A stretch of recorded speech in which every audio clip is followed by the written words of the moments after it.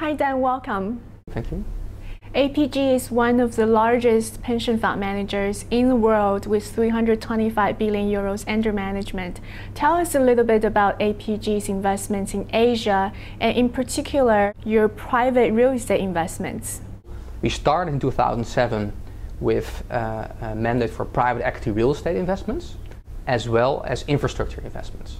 Shortly thereafter we expanded our teams with a listed real estate equity mandate and a mandate for listed equities in emerging markets. So since we started our portfolio, we started with something like €1 billion under management, and now it has grown to 9 billion under management. And of that, 6 billion is real estate.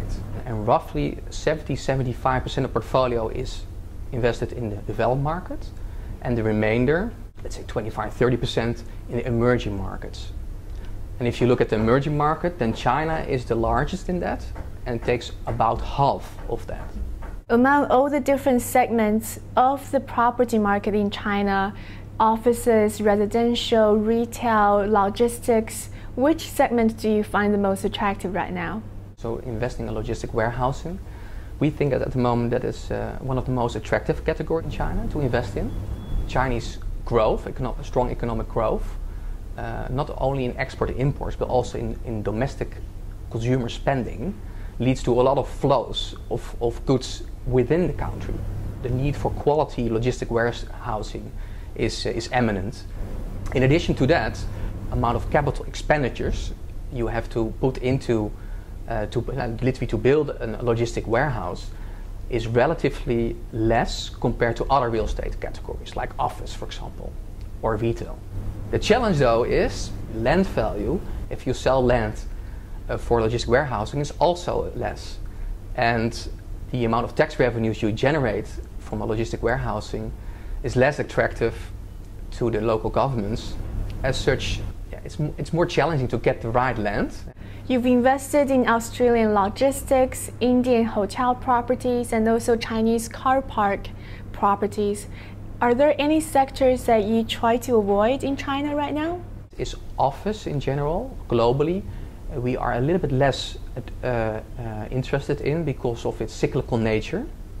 And if you look then in the Chinese market, a lot of the transactions are not transactions that you can buy a whole office building, because a lot of the transactions are so-called strata title sales. So that means that the developer is selling the office buildings floor by floor, and that makes it harder to manage the whole building. And also, if you want to later on maybe want to sell the building at the prudent time, which is important for office because it is a cyclical game, makes it harder because first you have to discuss, you have to get an agreement with all the different owners. One of the major challenges about investing in private real estate is illiquidity. What do you do to mitigate this risk? We are long-term investors, and we invest with the strongest partners.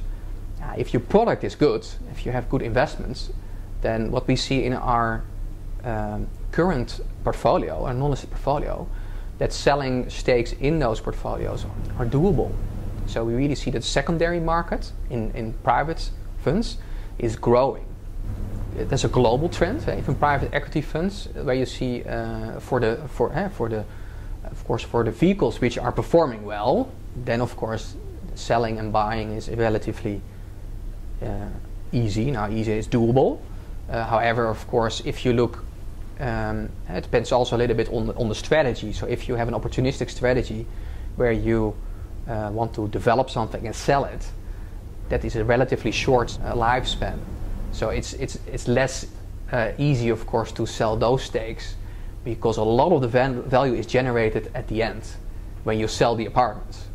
Dan, thank you so much for your time. Thank you.